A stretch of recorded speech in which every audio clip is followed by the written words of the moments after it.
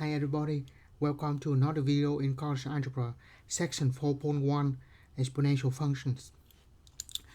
Exponential function is a function in this form, f of x equal to b to the x, where b is the base and x is a variable because b is a positive constant. So what we need is the base have to be positive and not equal to 1. Right. The reason that we need the base be positive because if we have a negative 1, let's say if it's negative, like negative 1 to the x power, when x equal to an even number, it will be positive. When it's an odd number, it's negative. And we see that when it go to something like this, it will be undefined.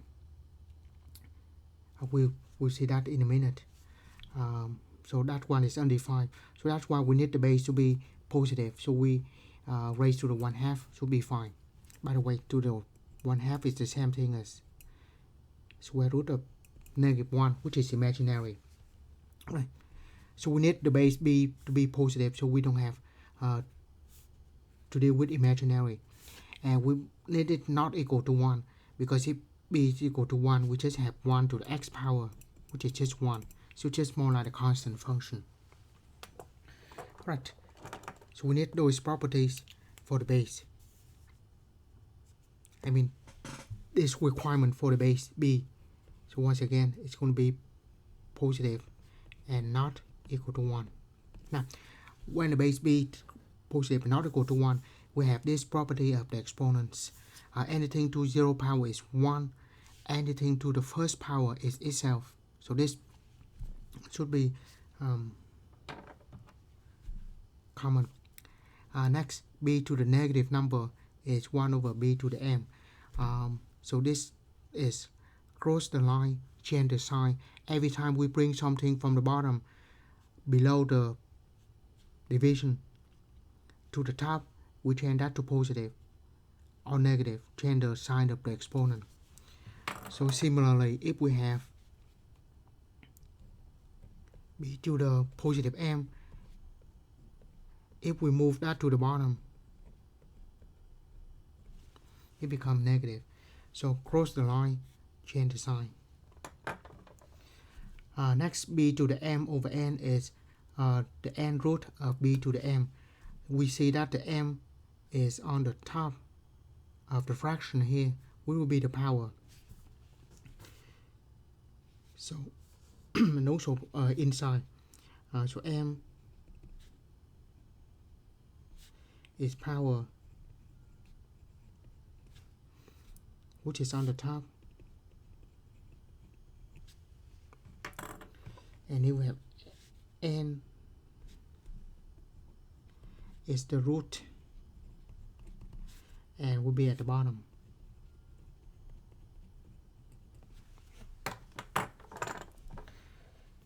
Next, b to the m times b to the n is equal to b to the m plus n, and divide is subtract, and power to another power, we multiply the exponents. We will see these properties many times in this chapter. Next, we define the natural base.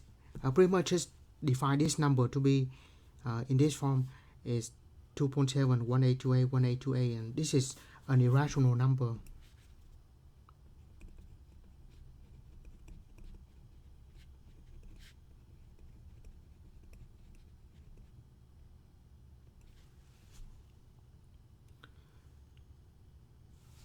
So it's just like pi. We'll get back to that later. Right. Now let's look at the graphs and characteristics of exponential functions. So first let's do some example and look at the graph of 2 to the x, and then we come up with the common characteristic of this function. Right. F of x equal 2 to the x. So the easiest one is just plot in the few points, pick some point for x and then plot it. So when x equal to negative 2, so we have 2, negative 2 for x. And then we use the properties. Cross the line, change the sign, bring the 2 to the bottom, and that becomes 1 over 2 squared, and that is 1 over 4.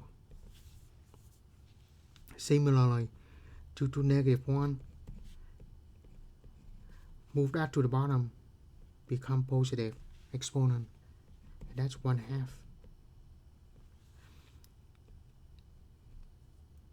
2 to 0 power, everything to 0 power is 1.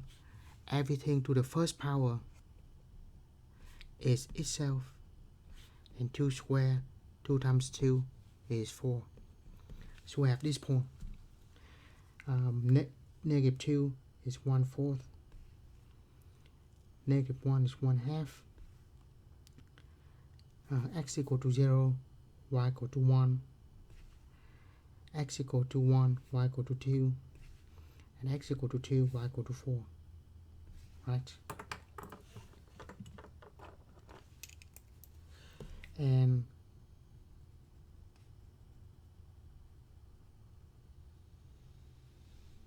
function will go like that.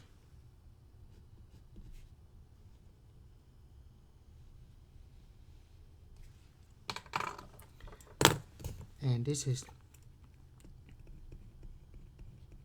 2 to the x. Right. So note that there's some characteristic that we'll see.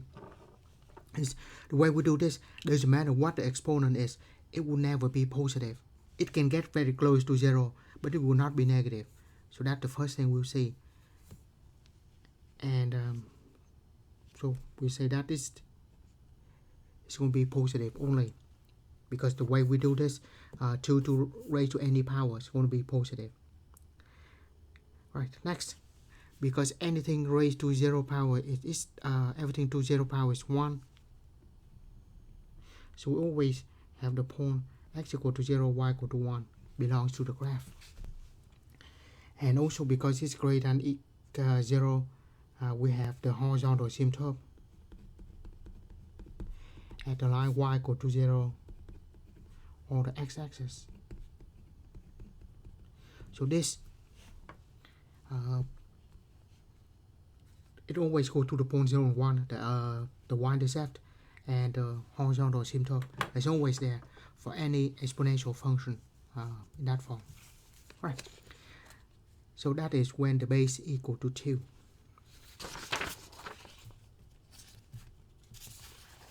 Let's look at the case when the base is 1/2 or less than 1. So we do the same thing. 1/2. Choose some value for x from negative 2 to 2. Right, so we have this. Now that power can go to the top, go to the bottom.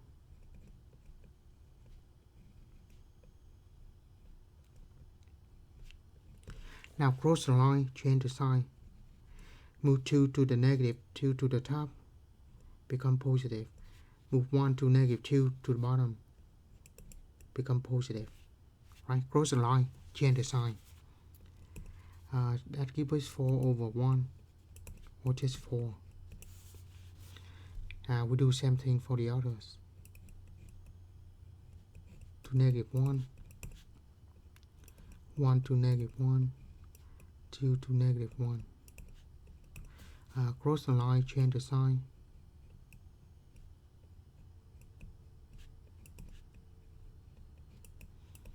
That becomes 2. Anything to 0 power is 1. Anything to the first power of the 1 is itself. And 1/2 square. The square go to the top, go to the bottom.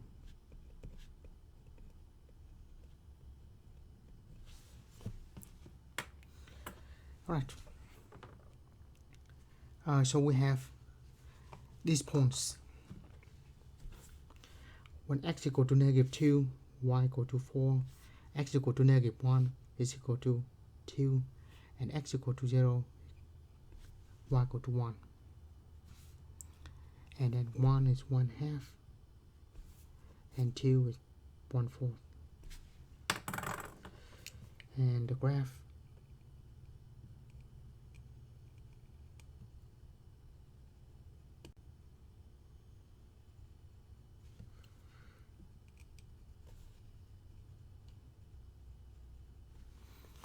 like that. So this is f of x equal to 1/2 to the x power. Once again, it's going to be positive. It can get very close to 0 when x go to infinity, but it will be positive. And anything to 0 power is 1. So always have the y-intercept of x equal to 0, y equal to 1. And we do have the horizontal asymptote, y equal to 0, or the x-axis. Right. So compare. So those are the common characteristics. Go to this point 0, 1 and have the horizontal asymptote. And here for this graph where the base is positive, actually in particular greater than 1, and this is less than 1, but still have to be positive. So to recap, this is the graph of the function f of x equal to b to the x, where b is positive. The function going up is increasing.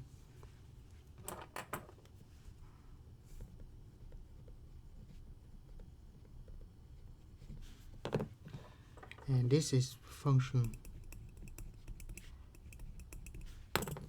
where b is between 0 and 1. It have to be positive anyway, but in this case less than 1. And we have the function that is decreasing.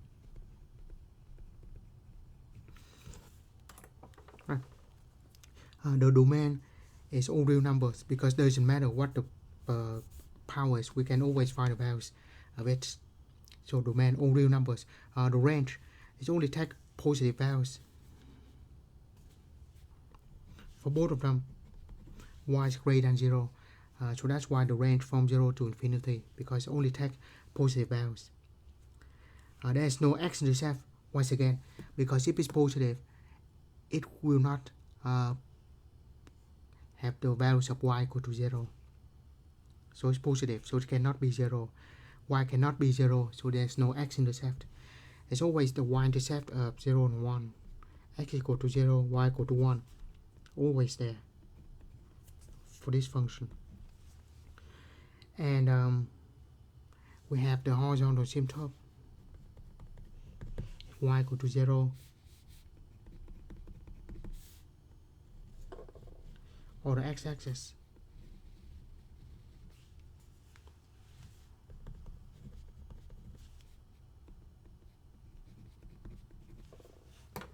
Right. So these are the characteristics of exponential function. Now let's use that properties to graph it. Of course, we did have earlier the graph of 2 to the x power. So the basic graph. Again, go to the point 0 and 1 and have the horizontal asymptote. So I'm just going to draw the sketch real quick.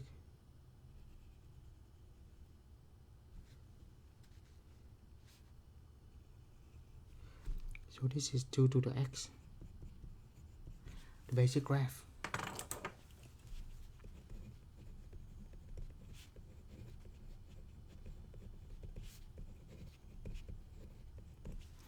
Now what we have is plus 1 to the x values and minus 2 to the y values.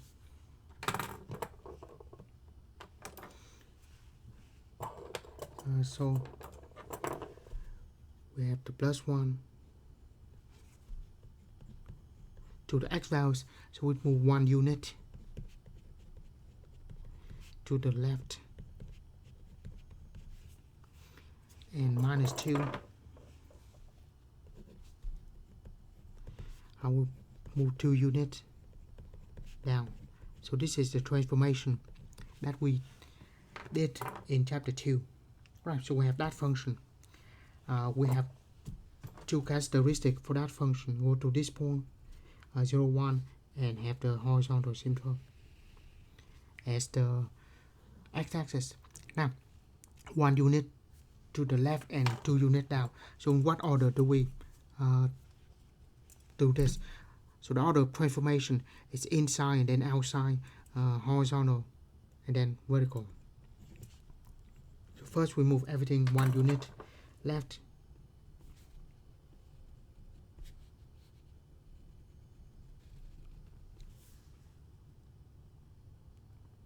And then the horizontal asymptote still there.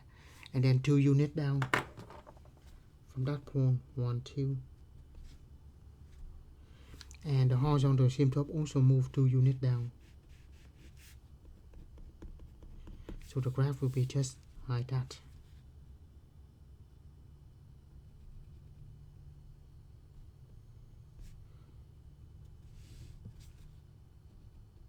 So 1 unit to the left and then 2 units down. Right. So this is the final graph. Next, we have the graph of negative 1/2 to the x minus 1 plus 1. So the basic graph here is the 1/2 to the x power, which we have earlier.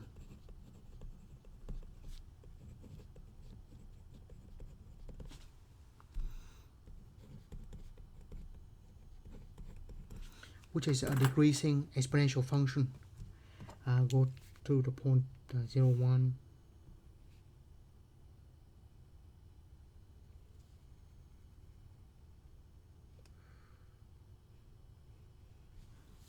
And then the horizontal asymptote. Now, what we have here, of course, the minus 1, which is 1 unit to the right.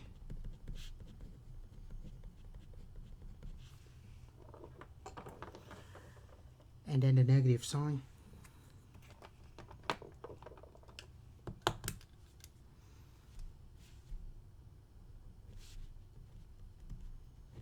So that's just going to flip the graph upside down. So this is called the vertically reflected.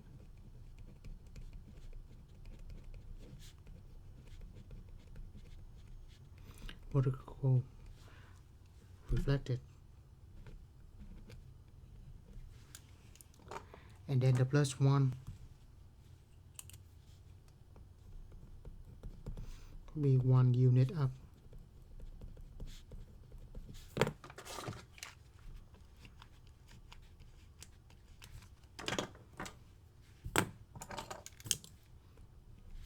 And the order of operation inside and outside. So it's inside first.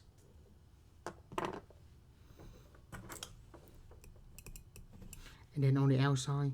So that flip it. And then 1 unit up. So that is the order of operation. So 1 unit to the right. This point move to the right 1 unit. The horizontal asymptote is still the same.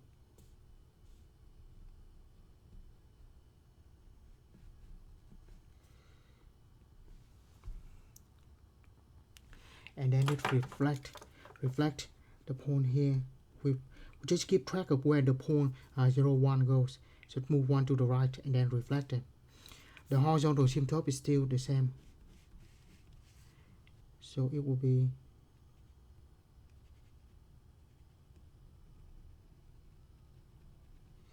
like that. So reflect it vertically and then move 1 unit up. So once again keep track of this point 1 unit up. So it will be here.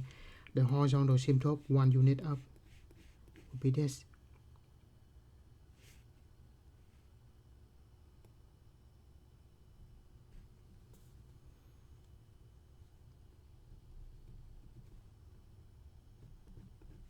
So it will be like that. So that's just a review of exponential function, and then we have transformation as well.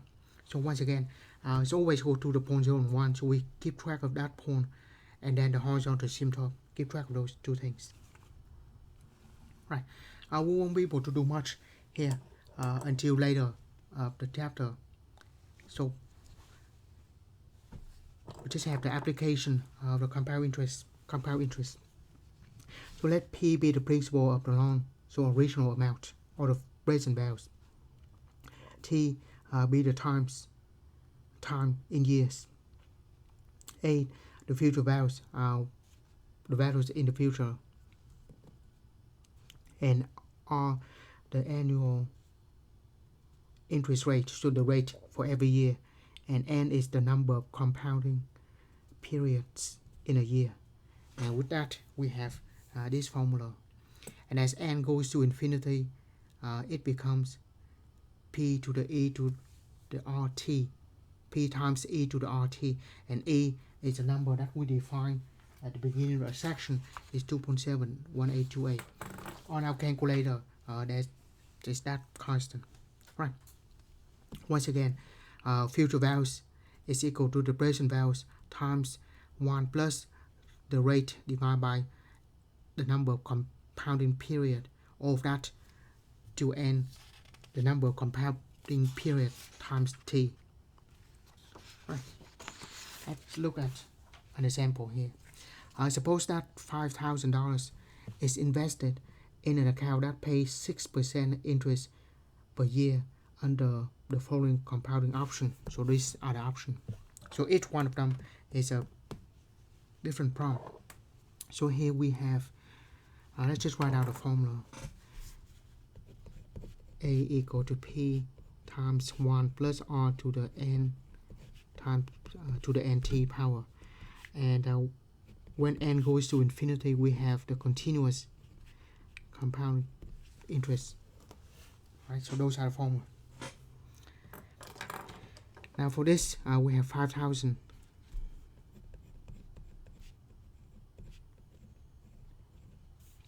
Which is the principal, the original amount.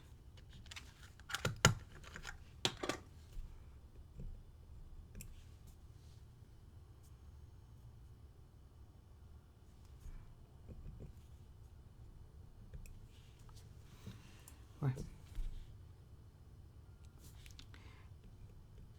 And the rate 6%.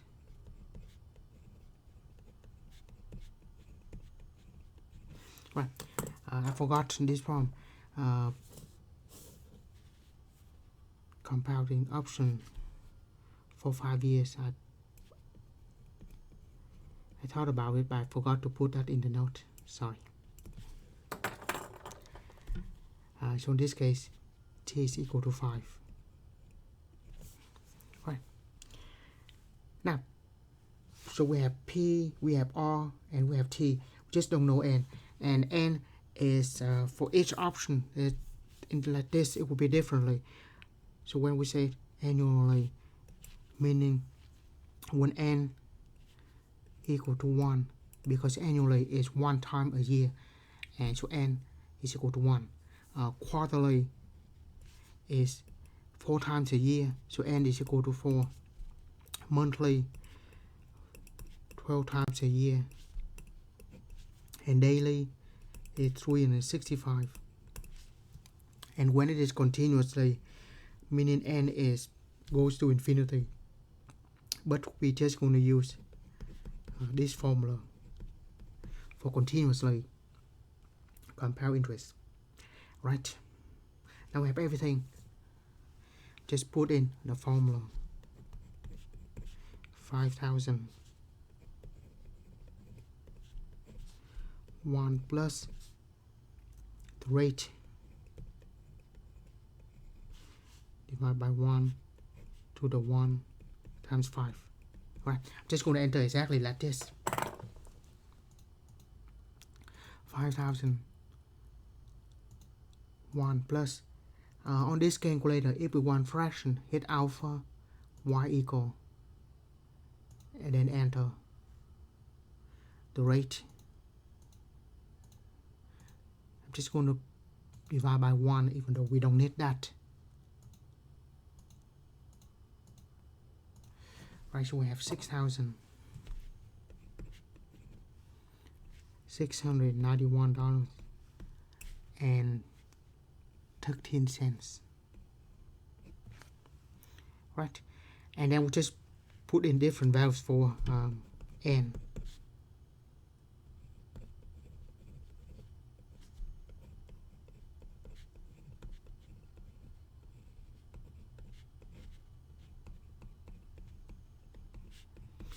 Right, so I do it just enter exactly like this, but this time it's 4, right? 5,001 plus 0.06 divided by 4. We can just enter like that to the 4 times 5. Just give us $734.28. Right, and then we have 12, and then 365, and so on. So we don't have to enter every single time. If we just hit second, enter, that is the last entry. Do that again. So that is the entry we want. Just change that to 12, and this to 12. Oops.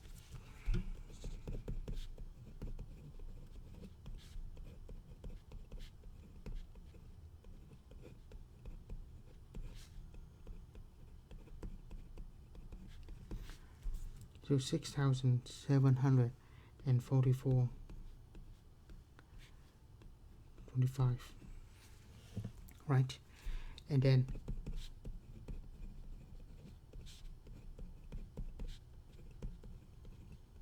divide by 365.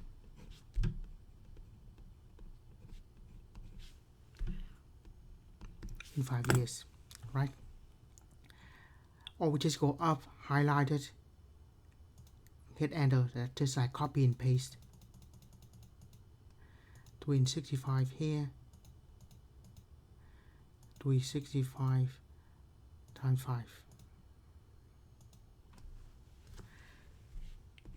6,749.13. Right, and we see as n increasing, the future value is also increasing. So because more and more compounding period, every time we calculate the interest, every time it is compounded, some interest is generated. So the more we do that, the more interest we have, and the future values will get bigger and bigger. Even though it get bigger and bigger, but it cannot get bigger than the continuous compound interest, because even though we have very big number, the increasing itself getting smaller and smaller. It cannot get any. You see, 6,069, 600, and then 700, but the increase from here to there, and then from there to there, getting smaller and smaller. Eventually, it will end up with continuous compound interest. Times e to the r t, right? So at 5,000, and then e is where the division is. Hit second, that button, and then raise to the power. Either we do that,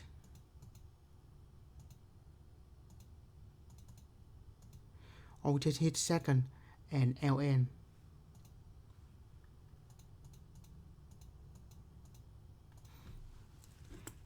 As you see, this amount will just keep increasing as n increasing, but it cannot get past these values. So as n go to infinity, this formula becomes that formula. Right, so that's all I want to cover in section 4.1. Thank you for watching. See you in another video in college algebra.